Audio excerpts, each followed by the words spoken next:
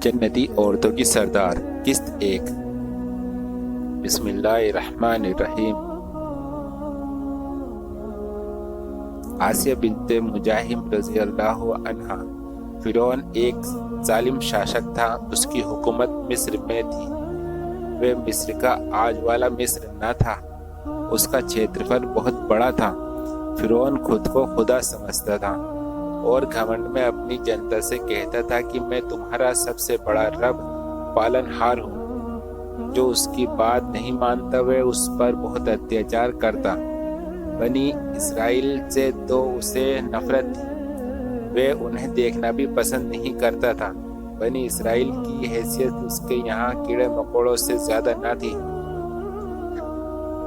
ایک دن فرعون نے یہ خواب دیکھا کہ بنی اسرائیل کا ایک ویکتی اس کی سلطنت کو ختم کر دے گا۔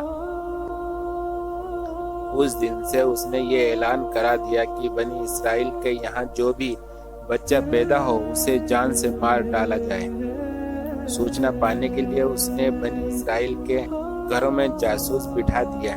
جیسے ہی بنی اسرائیل کے یہاں بچہ پیدا ہوتا یہ جاسوس فوراً سوچنا دیتے اور پولیس جا کر اس بچے کو قتل کر دیتی۔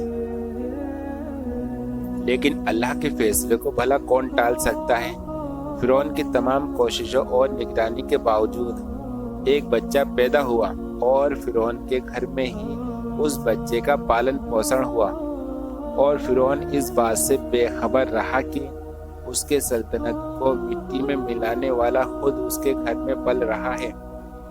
ہوا یوں کہ بنی اسرائیل کے ایک سمانت ویکتی عمران کے یہاں ایک بچے نے جنم لیا تو ماں کو اشارہ ملا کہ اس بچے کو ایک صندوق میں رکھ کر نیل ندی کے حوالے کر دے۔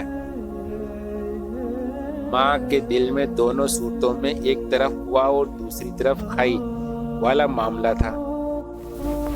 اگر وہ بچے کو نیل ندی میں نہ ڈال کر اپنے پاس رکھ لیتی ہے تو فرعون کے سپاہیوں کو کسی نہ کسی دن ضرور سوچنا ملے گی اور پھر اسے قتل کر دیا جائے گا۔ دوسری طرف نیل ندی کے حوالے کرنے پر بھی بچے کی زندگی کی کیا امید کی جا سکتی تھی؟ ماں نے اشارہ والا راستہ چنا اور بنا جھجک صندوق میں رکھ کر نیل ندی میں ڈال دیا۔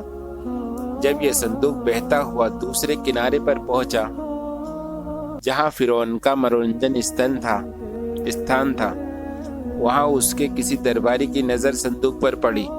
لوگوں نے صندوق نکالا اور کھولا تو دیکھا کہ کچھ مہینوں کا ایک بچہ ہے۔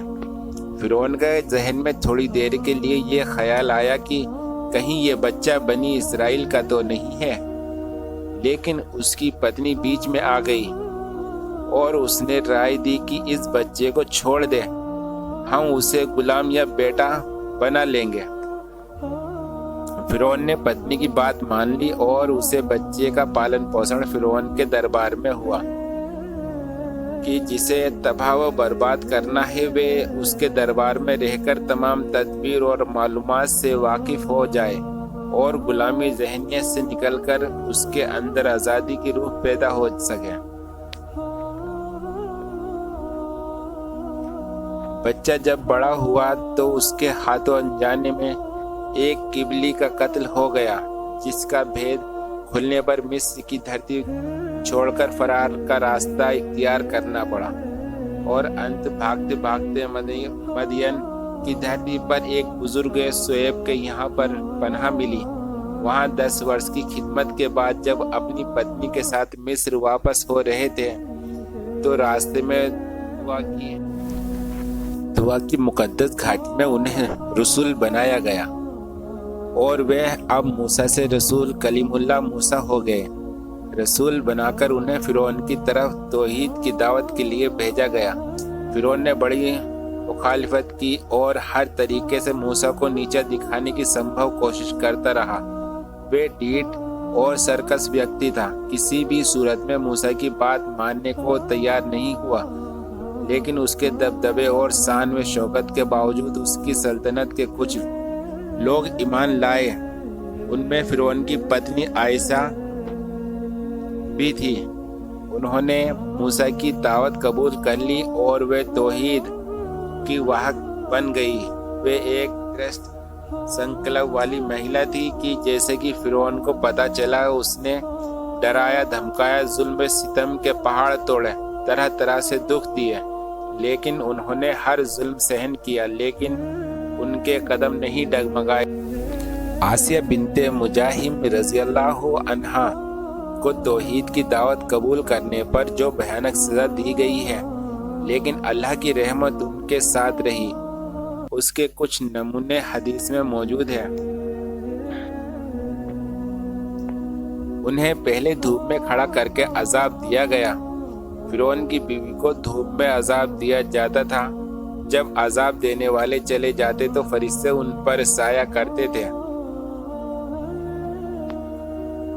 उन्होंने जन्नत में अपने घर को देखा। जब फिरौन उन्हें दीन इस्लाम से न फेर सका तो उनके हाथ पैरों में खोटियां ठोक दी। फिरौन ने अपनी पत्नी के दोनों हाथों और पैरों में 4 कीले ठोक दिए। जब फिरौन के लोग उससे अलग होते तो फरिश्ते उस पर साया कर लेते थे। चुनाचे उन्होंने ये दुआ की, ए मेरे रब, अपने पास जन्नत में मेरे लिए एक घर बना और मुझे फिरौन और उसकी हरकतों से छुटकारा दिला और जालिमों के पंजों से निजात दे। अल्लाह ने जन्नत में उनके घर से पर्दा हटा दिया, उन्हें अपना घर दिखाया।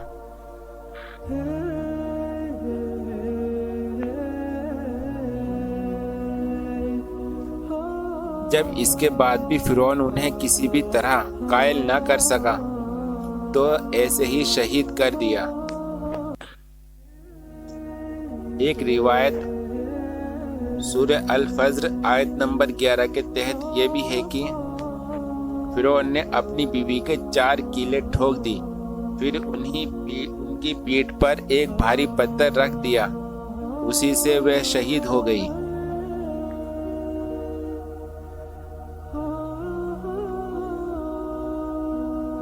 आसिया रज़ी अल्लाहु अन्हा की ईमान पर इसे इस्तकामत मजबूती की वजह से दुनिया और आखिरत दोनों में उसका नाम अमर हो गया और वे कमाल को पहुंची जहां कोई औरत ना पहुंच सकी। अल्लाह के रसूल सल्लल्लाहु अलैहि वसल्लम ने उनके विषय में फरमाया, मर्दों में कमाल को बहुत लोग पहुंचते हैं, लेकिन औरतों में केवल फिरौन की बीवी आसिया मरियम बिनते इमरान ही पहुंची है। और आयशा की फजीलत औरतों पर ऐसी है जैसे तमाम खानों पर सरीद की फजीलत हासिल है।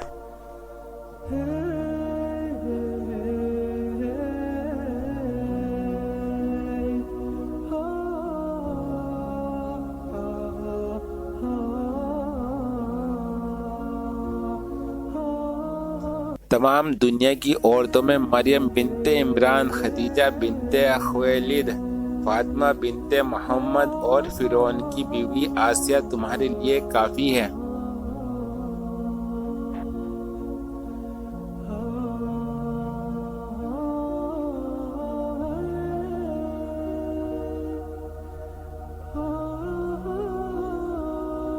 आसिया रज़ी अल्लाहु अन्हा जन्नत में औरतों की सरदार होगी। जन्नत की औरतों में खदीजा बिनते खुवैलिद, फातिमा बिनते मोहम्मद, मरियम बिनते इमरान और फिरौन की बीवी आसिया फजीलत वाली है।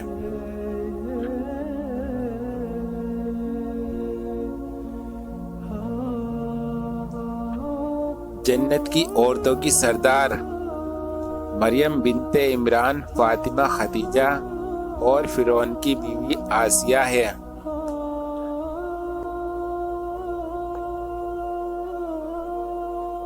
जन्नत की औरतों में 4 सरदार होगी, मरियम बिनते इमरान, फातिमा बिनते रसूलुल्लाह सल्लल्लाहु अलैहि वसल्लम, खदीजा बिनते खुवैलिद और आसिया होगी।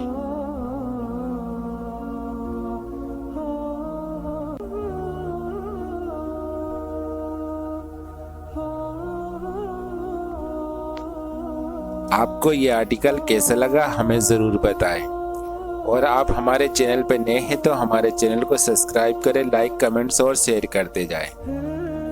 अस्सलामु अलैकुम व रहमतुल्लाहि व बरकातुहू।